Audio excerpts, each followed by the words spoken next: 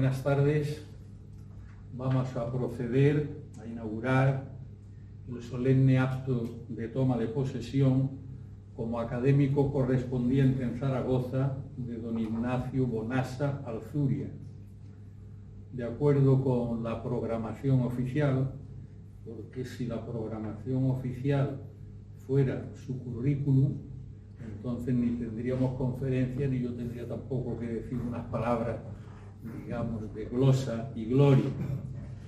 Hemos anunciado que es licenciado en Derecho por la Universidad de Zaragoza, que es doctor en Liderazgo y Transformación Organizacional por la European International University, en París, y doctor en Psicología por la Kennedy University, de Estados Unidos. Su discurso de ingreso se titula La Universidad de la Felicidad y del Bienestar, una necesidad social para un mundo en transformación. Bueno, estas son las cosas formales y muchas más que podríamos haber leído, como digo. Pero yo quiero, como creo que es costumbre ya, hacer algunas observaciones humanas, ¿no? La primera característica de don Ignacio creo que es un auténtico paladín cultural, o de la cultura, pero de la cultura en sentido pleno, es decir, de la cultura internacional, mundial. No solo cultura española o cultura europea o cultura de la América española, sino que es una cultura basada en la convicción, digo yo, pero que no me corrijas, basado en el concepto kantiano de ética universal. Por eso me refiero que es un paladín de la cultura en el sentido universal, o de toda cultura humana. La segunda nota que yo quisiera destacar para que conozcamos mejor a nuestro nuevo académico es que actúa en ejercicio de diplomacia, si queremos decirlo así, y de encuentro vital o encuentros vitales entre instituciones culturales, entre instituciones, no entre personas o grupos sin más, sino entre universidades, academias, foros, órdenes que están hoy tan de moda, y en esa perspectiva de la institucionalización de la y de las culturas, pues ahí es donde creo que está desempeñando un papel verdaderamente colosal en tanto que relación de diplomacia y sobre todo fomentando encuentros. La tercera nota, que creo que es muy importante también destacar, es que dentro de ese marco internacional pues pone un énfasis especial en lo que a mí me gusta llamar América Española, aunque será muy difícil que después de los logros del emperador Napoleón III, vamos a llamarlo así como él quiso llamarse, en Francia, imponiendo ya definitivamente para la América Española o Panamérica o si queremos Iberoamérica, el término ese tan poco apropiado de Latinoamérica y que llamemos latino a los americanos de verdad, esto suena raro. Tiene un énfasis en su lugar de encuentro internacional en la América Española. Y ahí pues está desempeñando un papel verdaderamente extraordinario, de sumo reconocimiento. Consecuencia, lógicamente, como consecuencia lógica, quiero decir, de esta situación, pues se nos está ofreciendo como para que tengamos una apertura a esa América Española a la que me estoy refiriendo, ¿no? Bien, y como última nota, si queremos decir última nota, porque tampoco yo debo superar su discurso, pues es que conoce muy bien las Islas Canarias. No es ajeno al desarrollo de estos últimos años en Canarias. Y por eso, desde esta otra perspectiva, pues se ofrece o va a desempeñar papel de internacionalizar hacia América, como digo, nuestra academia. Sin más preámbulos, querido Ignacio, tienes la palabra. Pues muchísimas gracias, Paco. La verdad es que yo mismo me conocía así también en 4 grandes rasgos que has dicho, ¿no? Ética universal, diplomacia y encuentro. énfasis en América Latina y Canarias, ¿no? Que efectivamente es un poco lo que me define. Yo traía algo de mí, por si acaso, no sé, me presentaba, pero se me ha dicho, la palabra que más me define es el alquimista de los proyectos con alma, es decir, me dedico a hacer proyectos con alma, ¿no? Me considero un empresario humanista y en esos proyectos con alma, uno de esos es justamente del que voy a hablar a lo largo de esta tarde, que es esa universidad de la felicidad y del bienestar. Bueno, comparecer ante esta academia no es una mera distinción, es una llamada a asumir un deber intelectual y social. Una academia no es solo un espacio de reconocimiento, es un lugar de pensamiento exigente, conversación civilizada, responsabilidad intelectual y servicio a la sociedad. Entrar en una institución así no consiste en ocupar un lugar, consiste en asumir un deber. Y la verdad es que Lanzarote además representa una metáfora de transformación. Esta isla, modelada por el fuego y el viento, enseña que la transformación no es solo ruptura, puede ser también creación. La herida no desemboca necesariamente en esterilidad, puede convertirse en carácter, en belleza, en conciencia, ¿no? Incluso el dolor, cuando encuentra dirección, puede transformarse en vitamina para el alma. Bien, no comparezco para proponer un concepto amable o una moda terminológica, comparezco para defender una arquitectura de futuro. No es una extravagancia, la Universidad de la Felicidad y del Bienestar no es un lujo para tiempos cómodos, es una necesidad educativa, social y cultural para un mundo que cambia con velocidad sin precedentes, y el riesgo precisamente por esa velocidad es que corramos el riesgo de perder pie en lo humano.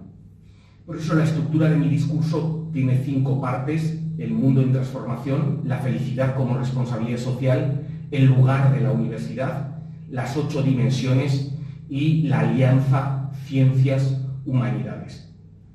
Bien, la educación superior del siglo XXI debe atreverse a recuperar una misión olvidada, no solo acreditar saberes, sino también cultivar humanidad, no solo preparar para la productividad, sino también para el equilibrio. No solo formar especialistas, sino personas capaces de sostener una vida digna, lúcida y fecunda en medio de la complejidad. Cuando una sociedad descuida el aprendizaje de la vida interior, de los hábitos saludables, del sentido, de la convivencia y de la esperanza, termina pagando un precio muy alto en sufrimiento silencioso, en desgaste institucional y en pobreza moral. La Universidad de la Felicidad y del Bienestar nace precisamente como respuesta a esa carencia. Han cambiado la velocidad de los procesos, la textura de la convivencia, la relación entre trabajo y vida, la experiencia del tiempo, el lugar de la tecnología, la naturaleza de la atención y hasta la manera de sufrir. Lo que antes era excepcional se ha vuelto permanente. La incertidumbre, la aceleración, la sobreexposición y la sensación de que siempre llegamos tarde a nuestra propia vida. Por lo tanto, no estamos hablando de una época de cambios, sino de un cambio de época. Y hay una gran paradoja en el progreso externo, ¿no? Hemos ganado más producción, más conectividad, más capacidad de cálculo, más poder de intervención sobre la materia, beneficios inmensos e innegables.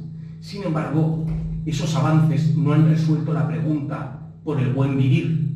El incremento de herramientas no ha venido acompañado de un incremento equivalente de serenidad, de sentido, de cohesión ni de paz interior. La persona contemporánea dispone de más medios y, sin embargo, con frecuencia se siente más fragmentada. Y es que hay nuevas formas de desgaste, ¿no? Exceso de decisiones, es decir, hiperdisponibilidad y presión por rendir sin descanso interior, un ruido constante, necesidad de exhibirse, miedo a quedar fuera, comparación permanente, acceso sin sabiduría, es decir, se ha ensanchado el acceso a la información, pero no necesariamente a la sabiduría, y por último, una comunicación sin comprensión. Se ha acelerado la comunicación, pero no siempre la comprensión mutua. Eso despliega un montón de desafíos de enorme calado, ¿no? Envejecimiento demográfico, crisis de salud mental, soledad no deseada, precariedad material, polarización social, ansiedad climática, automatización del empleo, nuevas dependencias digitales. Nuestros sistemas educativos siguen preparando, en parte, para un modelo que ya no existe. Formamos para la acumulación, pero no lo suficiente para el equilibrio, para la competencia, pero no siempre para la convivencia. A medida que aumentan nuestras capacidades externas, se vuelve más evidente la necesidad de fortalecer nuestras capacidades internas. El mundo necesita especialistas, pero también personas enteras, innovación con sentido, productividad sin vaciamiento, tecnología subordinada a la dignidad humana. No hablo de bienestar reducido a consumo o de comodidad o autoindulgencia.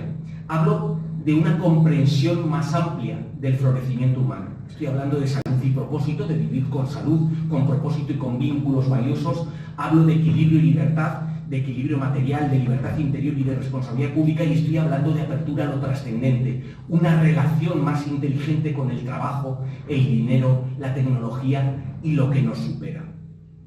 Y es que la felicidad pasa hoy en día de lo privado a lo público. La separación que ya no se sostiene era esa.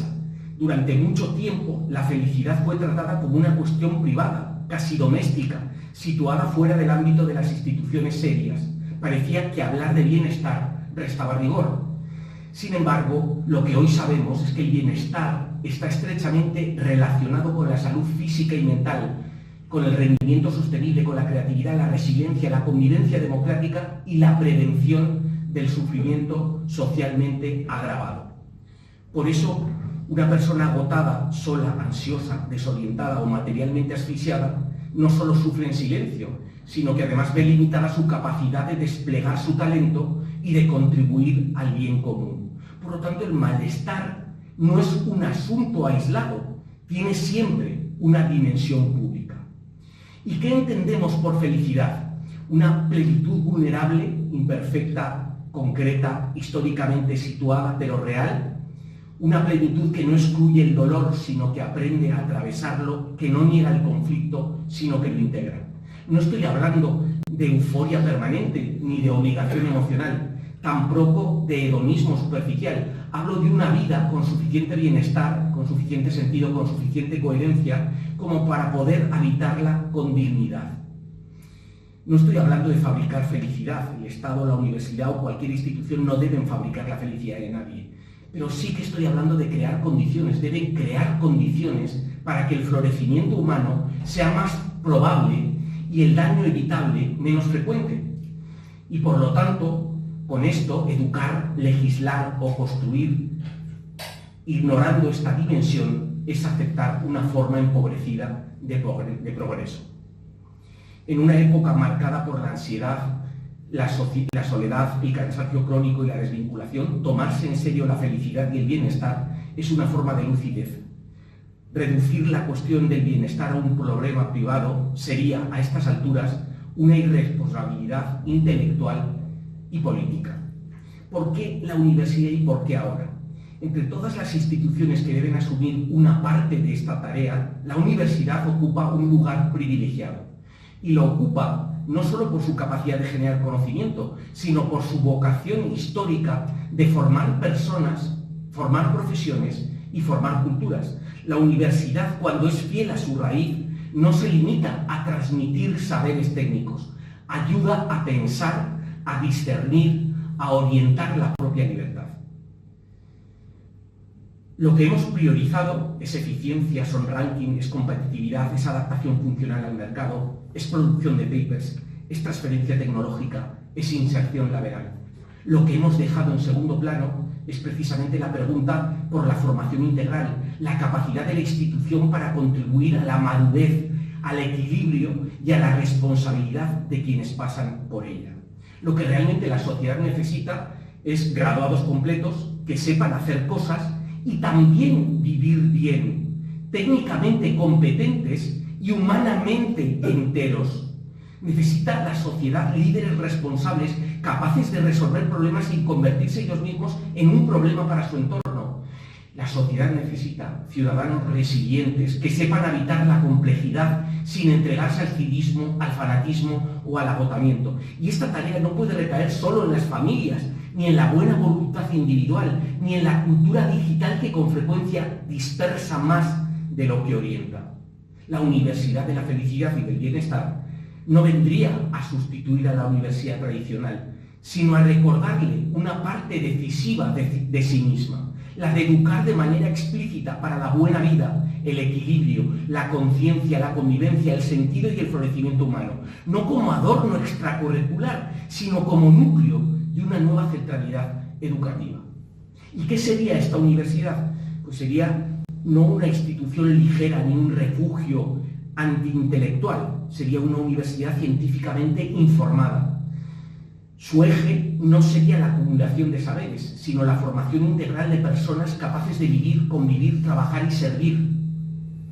Y sería una universidad con profunda conciencia ética para evitar cualquier deriva paternalista, moralizante o manipuladora. Por eso la felicidad no suele ser punto de llegada aislado, sino una consecuencia dinámica de un bienestar suficientemente cultivado. No basta con el éxito profesional, con la estabilidad económica o con una mente brillante, si el cuerpo está devastado o los vínculos están rotos. Presento una universidad como ecosistema cultural, no solo como un campus. Una universidad así no se entendería solamente como campus o programa académico, sino como un ecosistema cultural. Sería una institución que encarna aquello que enseña, cuida sus ritmos, sus vínculos, su clima, su forma de evaluar y su relación con la tecnología. No sería creíble enseñar bienestar desde una organización estructuralmente maltratadora. La arquitectura integral del bienestar estaría compuesta por 8 escuelas del bienestar, que no sería una suma arbitraria de temas atractivos. Constituyen una arquitectura integral para comprender la vida humana desde una perspectiva de equilibrio, maduración y florecimiento. En algún libro anterior he resumido la receta del bienestar en 8 partes. Es decir, si queremos incrementar la felicidad, debemos incrementar nuestro bienestar, y para incrementar nuestro bienestar tenemos que trabajar 8 cosas: el cuerpo, el pensamiento, las emociones, nuestra parte trascendental, nuestra parte social, nuestra parte profesional, nuestra parte financiera y nuestra parte, hoy en día, la parte tecnológica. 8 patas que constituirían esta receta del bienestar, 8 escuelas que tendría la Universidad del Bienestar: la escuela del cuerpo, del pensamiento, de las emociones, de la trascendencia, de lo social, de lo profesional, de las finanzas y la escuela de la tecnología. Déjenme que transite o haga un viaje escueto por estas escuelas. La escuela del cuerpo es la casa de la presencia, el cuerpo como primera casa. No hay bienestar serio si el cuerpo es tratado como una herramienta secundaria. En él se inscriben el cansancio y la esperanza, el estrés y la calma. Esta escuela abordaría nutrición, movimiento, descanso, respiración, ritmos biológicos y cultura del autocuidado. En una sociedad que glorifica la hiperactividad, enseñar a descansar bien es casi una forma de resistencia cultural. En segundo lugar estaría la escuela del pensamiento, claridad y libertad interior. La forma en la que pensamos condiciona la forma en la que vivimos. Una mente rígida por el catastrofismo o la distracción permanente ve reducida su capacidad de discernimiento y de serenidad. Y esta escuela contemplaría la higiene mental, flexibilidad cognitiva y metacognición, el pensamiento crítico, gestión de sesgos y toma de decisiones, y la atención y creatividad. En tiempos de ruido, el pensamiento claro es una forma de libertad. Fíjense que todo lo que estoy diciendo hasta ahora, el sistema educativo no lo enseña. El sistema educativo no nos enseña nutrición y dietética, el sistema educativo no nos enseña actividad física, el sistema educativo no nos enseña descanso adecuado, el sistema educativo no nos enseña a tener el pensamiento como aliado, el sistema educativo no nos enseña higiene mental. Y las 8 que voy a repasar no nos lo ha enseñado el sistema educativo. Y por lo tanto, al final, muchas personas no llegan en su humanidad a su edad adulta porque no le han enseñado lo que es básico como ser humano. La tercera escuela sería la escuela de las emociones, sentir con inteligencia. Es decir, hemos enseñado tantas cosas y tan poco sobre cómo gestionar el miedo, la rabia, la tristeza, la vergüenza, la frustración o la alegría, que al final tendríamos en esta escuela que integrar todos esos conceptos: autoconocimiento emocional, regulación, empatía, corregulación, escucha, compasión, gestión del estrés y resiliencia. Una persona emocionalmente alfabetizada no es blanda, es menos reactiva, menos destructiva y más capaz de transformar conflicto en aprendizaje. La cuarta escuela, la escuela de la trascendencia, sentido e interioridad. El ser humano vive también de preguntas últimas: ¿quién soy? ¿Para qué vivo? ¿Qué merece la pena? ¿Cómo se obtiene la esperanza? Cuando estas preguntas son expulsadas del espacio educativo, quedan abandonadas a respuestas pobres o manipulables. Esta escuela abordaría y abriría un espacio serio para la interioridad, para el propósito, para la ética, para la contemplación, para la reflexión filosófica, sin imponer una cosmovisión religiosa ni ideológica. En quinto lugar estaría la escuela de lo social, los vínculos y la comunidad. El bienestar humano tiene una dimensión radicalmente relacional. Somos seres de vínculo, de lenguaje, de reconocimiento y de reciprocidad.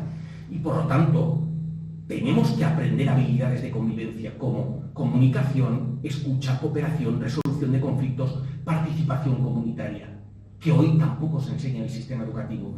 Y por último, la soledad no deseada y la fragilidad comunitaria son patologías cívicas que afectan a la salud y a la democracia. Y aquí es donde se evitarían estas patologías. En sexto lugar, tendríamos la escuela de lo profesional. Lógicamente, lo profesional ocupa una parte importante de nuestra vida. Y aquí tendríamos que trabajar la vocación y la contribución. El trabajo ocupa una parte enorme de la vida adulta y, sin embargo, demasiadas personas lo viven como una mera supervivencia o desgaste. Esta escuela ayudaría a repensar el trabajo como espacio de contribución, de aprendizaje, de desarrollo, de dignidad y de sentido. No se trataría de enseñar a trabajar más, sino a trabajar mejor, a liderar mejor y a no perderse a uno mismo en su proceso educativo. En séptimo lugar, la escuela de las finanzas. Nos enseñarían serenidad económica. El dinero no compra la felicidad, pero la inseguridad económica sostenida puede deteriorar gravemente el bienestar.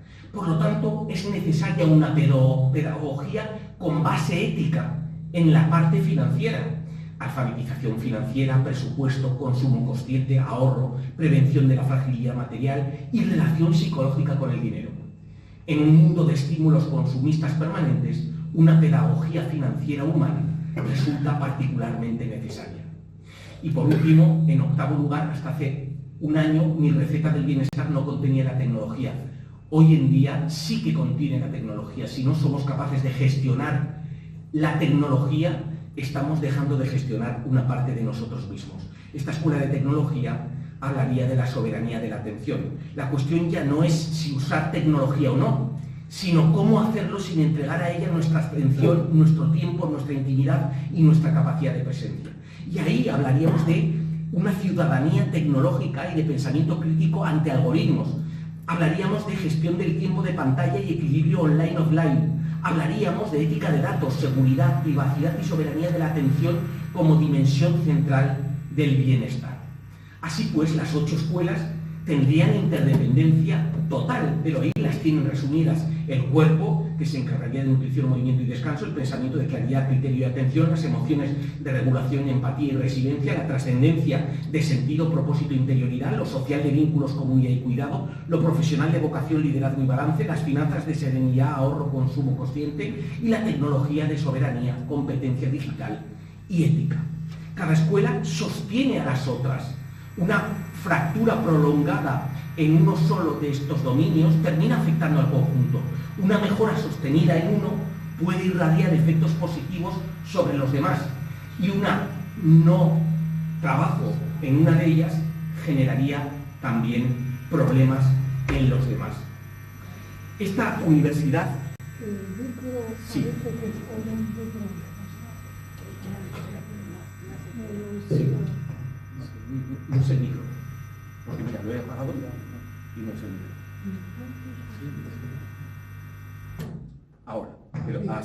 Ahora, perfecto. Sí, ahora. Perfecto. Esta universidad tendría una metodología basada en hábitos, no sería el proceso de aprendizaje habitual que estamos acostumbrados. La vida cambia menos por grandes lemas que por hábitos sostenidos. Lo decisivo no suele ser la intensidad en un momento, sino la forma en que repetimos, encarnarnos y consolidamos prácticas con sentido. Un hábito saludable no es solo una costumbre, es una forma de ordenar la vida. Es una estructura pequeña que repetida en el tiempo produce comportamientos observables, competencias estables y una mayor estabilidad del bienestar. La metodología basada en hábitos, vive de la inteligencia emocional, competencias, comportamientos, hábitos. Y por lo tanto estaríamos con una metodología de aprendizaje por hábitos. La secuencia del cambio real, por lo tanto, sería conciencia, hábitos, comportamientos, competencias, bienestar. Esta lógica permite salir de una concepción sentimental del bienestar y convertirlo en un campo serio de aprendizaje y de transformación personal. En esta universidad el arte aparecería como pedagogía privilegiada. El arte no aparece aquí como decoración, sino como un vehículo pedagógico privilegiado, porque el arte es capaz de movilizar la sensibilidad, de abrir espacios de identificación, de favorecer el descentramiento y convierte el aprendizaje en experiencia transformadora. En una universidad de la felicidad y del bienestar, el arte no sería periférico, sería uno de los lenguajes privilegiados para educar la atención, la emoción, la relación y el sentido. Y la metodología sería la metodología de las 4 A's. La A de aprendizaje, la A de actitud, la A de alma y la A de acción. La A de aprendizaje vivencial y experiencial, la A de actitud, un aprendizaje que fomente una actitud positiva y de pensamiento crítico, la A de alma, porque se va a llegar a la esencia y a la dignidad de la persona, y por último la A de acción, es decir, esta formación estaría orientada a resultados que mejoran la vida propia y la de los demás. Por lo tanto, una pedagogía del bienestar que no conduzca a la acción se quedaría en contemplación estéril, y una acción sin alma acabaría produciendo desgaste. De ahí que esta metodología propia, que tiene su aspecto trabajado en un libro que tengo sobre aprendizaje por el arte con esta metodología de las 4 A's, sería la metodología que incorporaría esta universidad. El eje transversal de la universidad sería la inteligencia emocional, no una moda, sino la infraestructura. En un tiempo tan reactivo, tan ansioso y tan expuesto a la disrupción, la inteligencia emocional deja de ser un complemento agradable para convertirse en infraestructura civilizatoria. Por eso, percibir, comprender, regular y orientar la vida afectiva en relación con uno mismo, con los demás y con el mundo se hace absolutamente necesario en una universidad como esta. No como técnica de autoayuda, ni como moda organizacional, sino como capacidad humana decisiva. Y ahí estaríamos trabajando competencias humanas para la vida, desde atención y resiliencia, escucha, empatía y juicio ético como fundamentos, colaboración y propósito, es decir, autodisciplina, conciencia corporal y sentido de propósito, alfabetización integral, financiera y digital como parte de la libertad personal. Esta universidad no sustituiría las competencias técnicas de las universidades profesionales, las complementaría desde un núcleo de competencias para la vida. El gran error sería separar el saber del ser, pero es que muchas veces lo tenemos separado. Enseñamos análisis, pero no siempre autogobierno. Enseñamos procedimientos, pero no siempre madurez. Enseñamos a resolver problemas externos mientras descubrimos y descuidamos los internos. La calidad del liderazgo, del trabajo de equipo, de la innovación o de la convivencia depende en gran medida de estas competencias humanas profundas. Por eso florecer no es vivir sin dolor, florecer es desplegar en medio de la complejidad real la mejor versión posible de nuestras capacidades humanas, éticas y relacionales.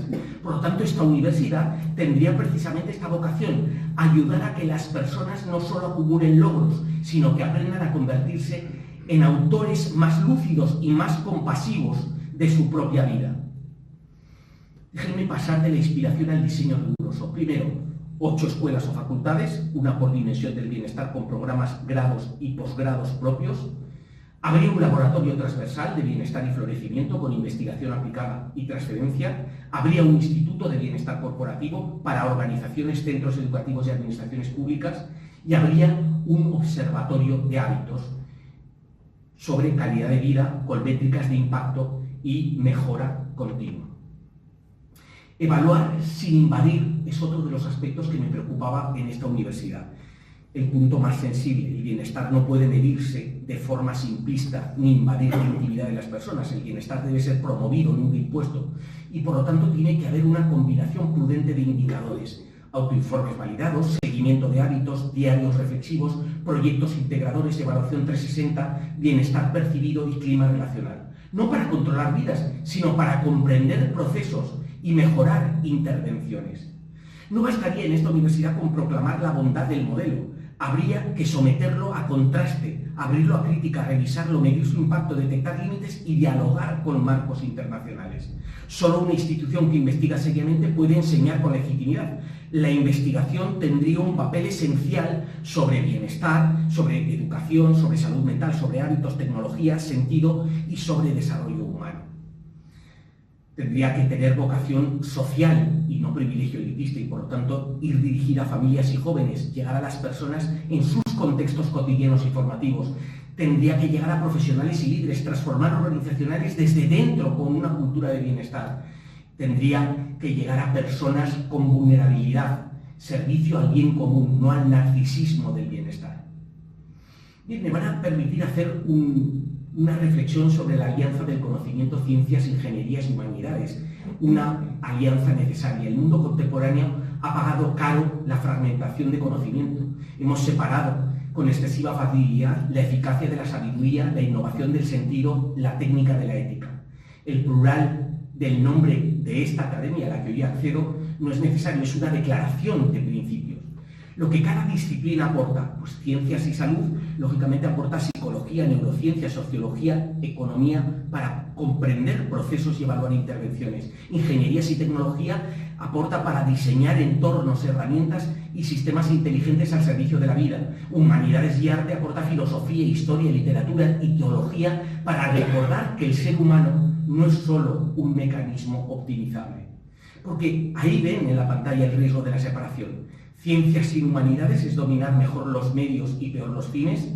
Humanidades sin ciencia es perder la capacidad de incidencia y concreción. Ingeniería sin ética es innovación ciega al servicio de nadie. Por eso esta universidad debería nacer como un espacio de convergencia, no para disolver las disciplinas, sino para ponerlas en conversación al servicio de una pregunta común sobre el florecimiento humano. El siglo XXI necesitará expertos capaces de dialogar con saberes diferentes, de comprender la complejidad y de asumir que el progreso auténtico no consiste solo en hacer más cosas, sino en hacerlas mejor y al servicio de la vida.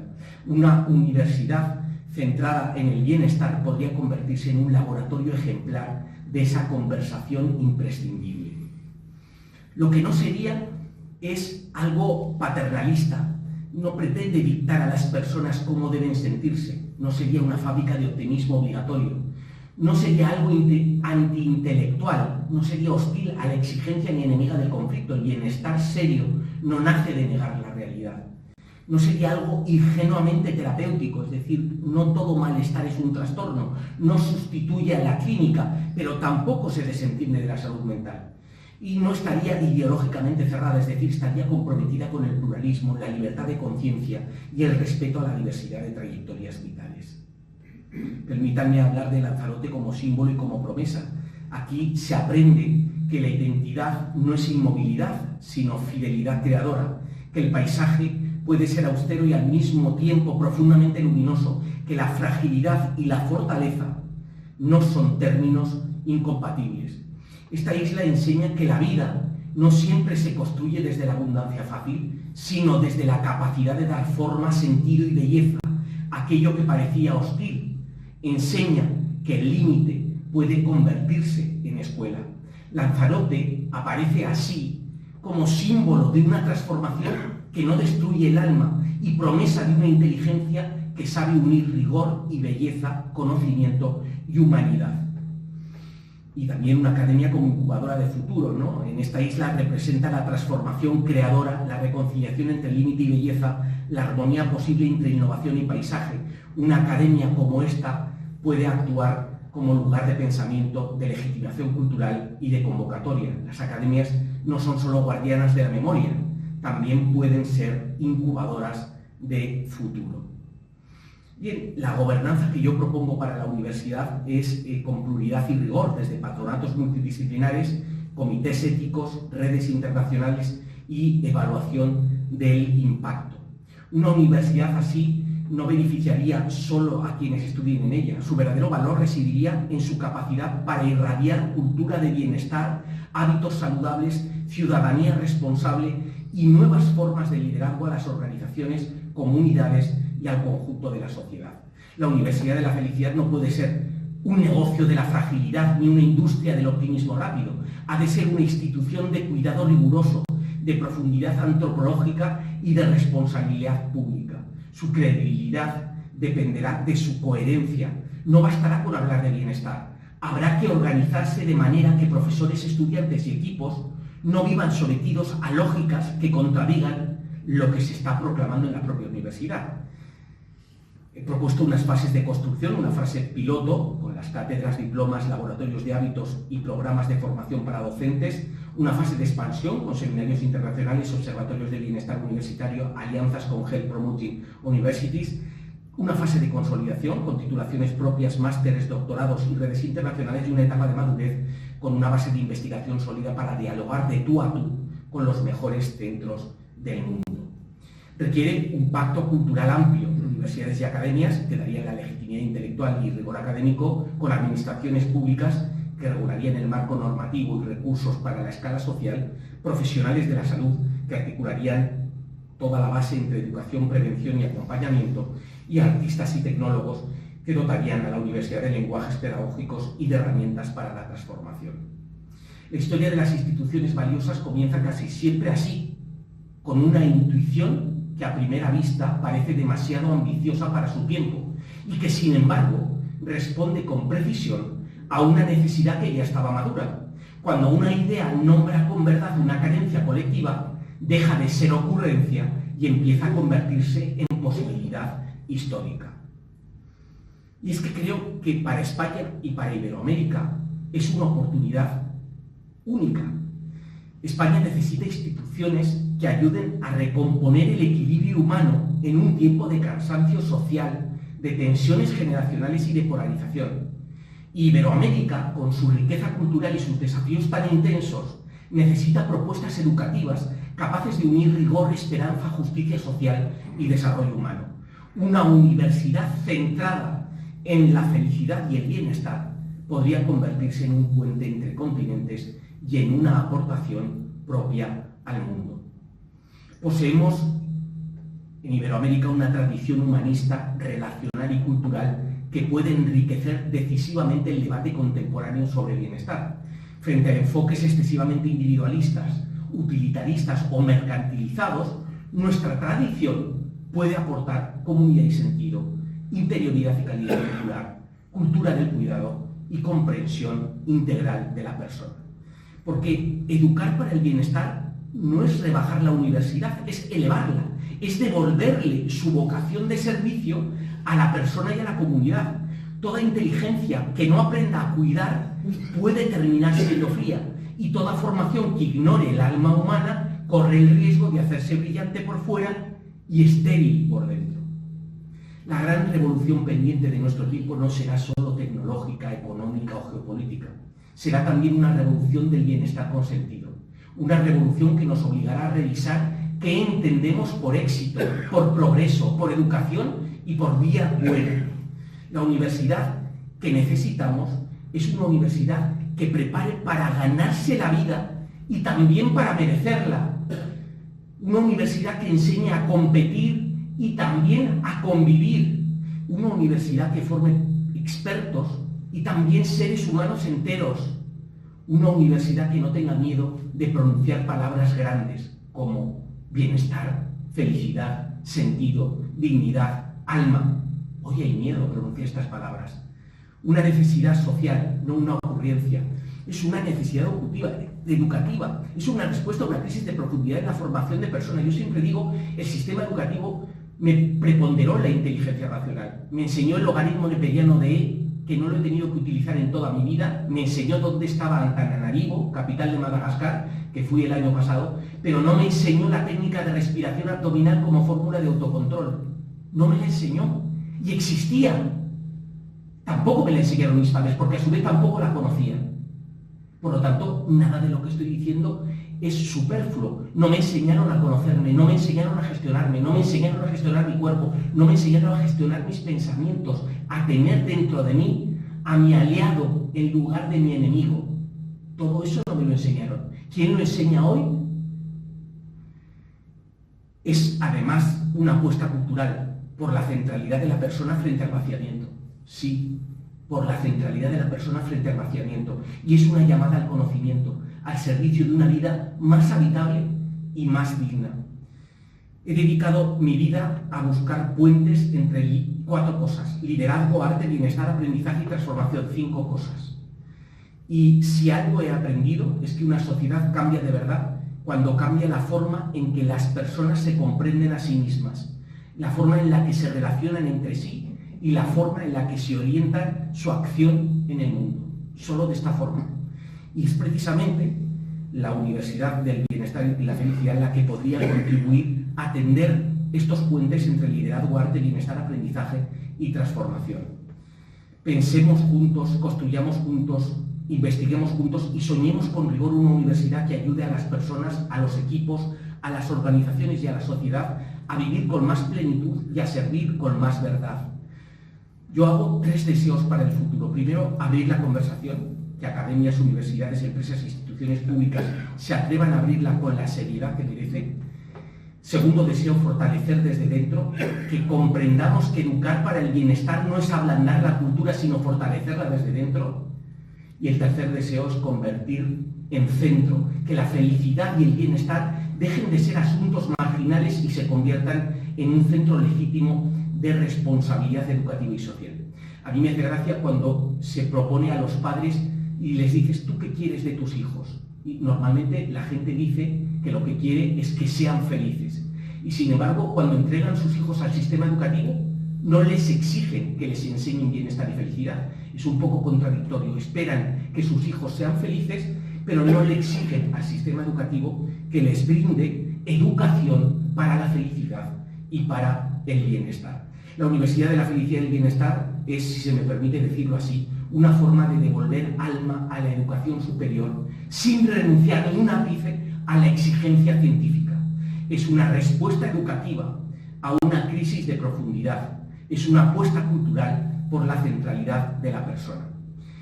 Aquí acaba mi discurso, pero quiero hacer un post-discurso, ¿no? Hace un mes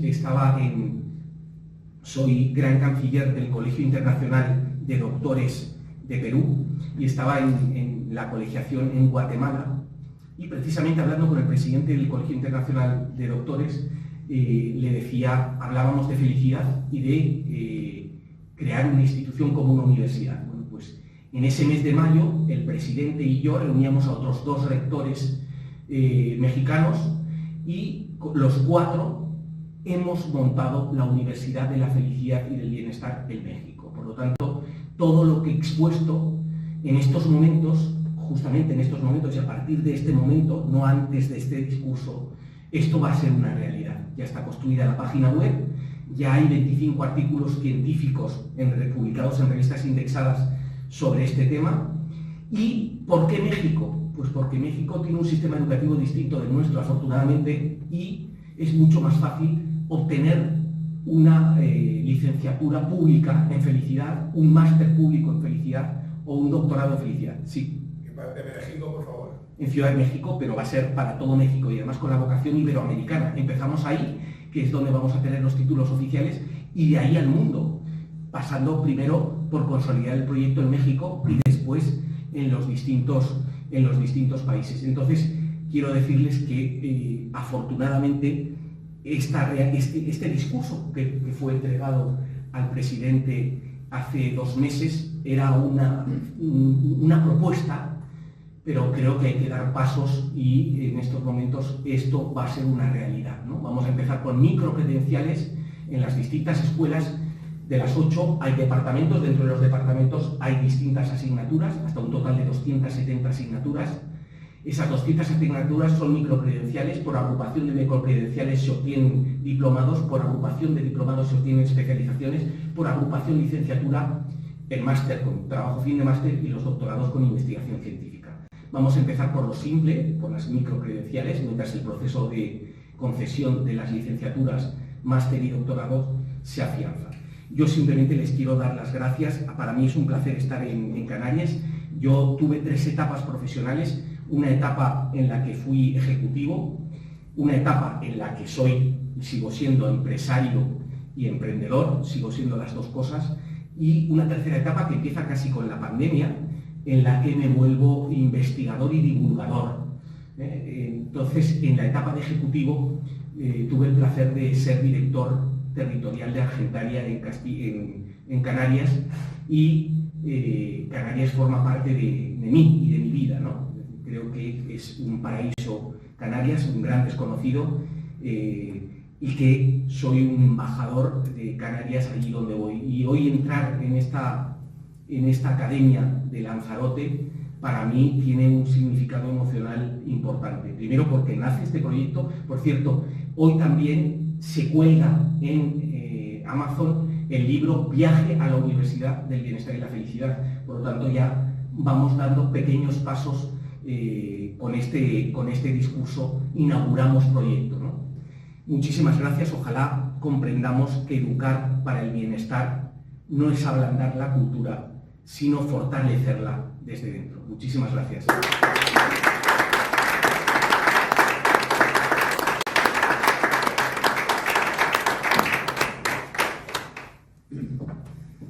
Como en todas las ocasiones precedentes, y ya hemos pasado de 80, debemos hacer una especie de lo que se llama contestación al discurso que hemos oído. La primera nota que debemos destacar y distinguir es que su discurso ha sido con alma, que su exposición ha sido bien animada, y por tanto ha tenido una perspectiva tradicional en lo que me refería en la presentación primera, una intención de concepción del ser humano integral, en la unicidad del ser humano, una unicidad del ser humano que, aunque ya no sea o no se presente la división tradicional en nuestra cultura de cuerpo y alma, sino que ese ser humano unitario tiene una nota característica que ha reiterado en 2 ocasiones de apertura a lo trascendente, pero como parte del ser humano, no como una subdivisión del ser humano o lo que fuere. Con ese espíritu de trasfondo, de alma al que me refiero, pues el punto de partida ha sido también enormemente claro. La noción de que nos encontramos en un mundo en transformación. Un mundo en transformación que es enormemente complejo, como nos ha dicho. Que no se trata de pequeños cambios sin más, sino que estamos en un cambio de época. Y no solo que estamos en un cambio de época, que podríamos discutir cuándo ha empezado este cambio, dentro de lo que son las perspectivas de los distintos momentos históricos de lo que veníamos llamando la edad contemporánea, que eso ya se nos ha quedado enormemente antigua, ¿no? Sino que además esto que estamos viendo como cambio de época, que sin ninguna duda, sociológica, históricamente, pues empieza, por poner una referencia, en el año 2015, es decir, cuando se acaba la convicción en todo el mundo de que este periodo de la historia humana, que va desde la caída del muro de Berlín hasta la toma, o como lo queramos llamar, por Rusia de la península de Crimea, y que se deshace, por tanto, esa otra etapa que después de la Guerra Fría ya estamos llamando bastante, pues, del monopolismo económico, incluso político, y con la intención de trasfondo capital de difundir por todo el mundo el sistema democrático liberal de Occidente, con esas características de un mundo de libre comercio dominado. Eso se ha acabado. A partir del año 15 todo esto se acaba.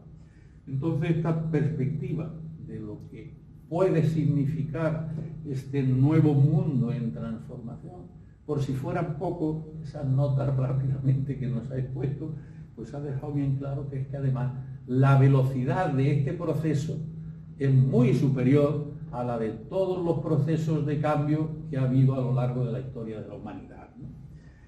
Y destacando, sin ninguna duda, pues que junto a esa apertura a lo trascendente debe interesar el aspecto de la dimensión pública de los dos elementos principales, el bienestar, los principales en su exhibición, ¿no? Bienestar y felicidad. Bueno, yo quiero agradecerte en nombre de la Academia el gran trabajo que nos ofrece y que en algunos sentidos, como has expuesto, es una prioridad, ¿no?, dentro de tu oferta, y que lo hayas hecho con el entusiasmo, con vida, con alma, como lo has hecho, ¿no? Creo que es una reflexión extraordinaria, no solo para este conjunto de instituciones con las que vas a poner en marcha el proyecto, sino que es necesario una reflexión pública, general, bien y extensamente tratada para la burocrática universidad, que es lo que tenemos en la actualidad. No sé si será muy difícil, poco, regular, pero lo que sí está claro que es que hay que cimbrear, vapulear los cimientos del mundo lamentable en el que estamos en nuestra universidad actual. Bien, y lo que es sobre todo es un proyecto, pero es una invitación, lo que nos hace el discurso, a la reflexión del propio discurso. En muy poco tiempo, todos ustedes saben por qué no digo como otras veces, mañana mismo está puesto, en muy poco tiempo estará subido a la red el discurso, y también este vídeo que nos han grabado. Creo que este discurso merece una reflexión más pausada, que con el entusiasmo que nos lo ha expuesto, ¿no?, el doctor Ignacio Bonassa, pues podamos tener en esta salida. Podemos disfrutarlo personal y directamente, ¿no? Muchísimas gracias. Sé bienvenido y vamos a proceder a la tradicional liturgia. Doctor Ignacio Bonassa, ingredere afferendo, entra, aporta tu sabiduría, dal gire exit, y al salir difúndela.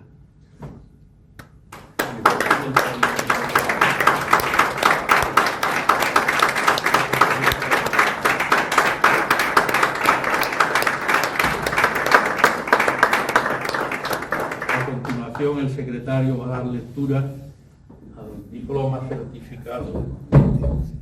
La Academia de Ciencias, Ingenierías y Humanidades de Lanzarote, en reconocimiento de los relevantes méritos internacionales de liderazgo y relaciones culturales que concurren en el doctor don Ignacio Bonassa Alzuria, lo integra entre sus miembros con la condición de académico correspondiente en Zaragoza, en Arrecife de Lanzarote, el 24 de junio de 2026.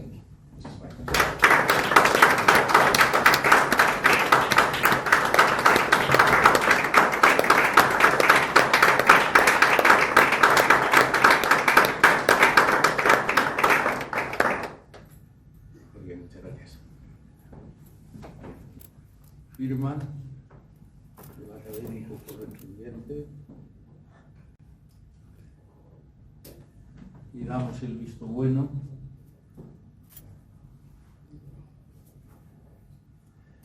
Muy bien. Bueno, pues sé bienvenido. Muchas vamos gracias. a hacernos las fotos tradicionales con los académicos, pero espera. Cuando firmen, por favor, los académicos firmáis como testigos.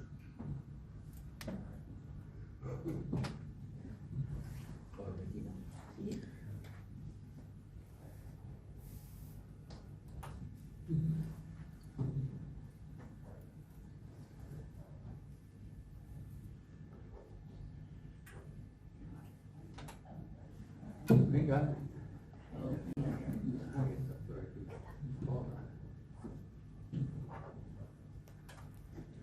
Muchas gracias.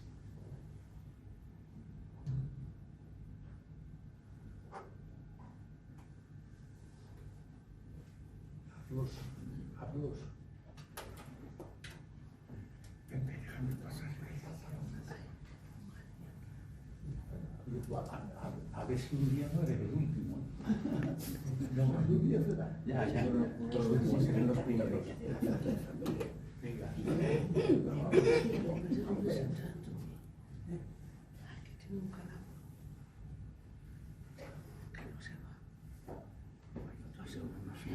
No se puede falsificar.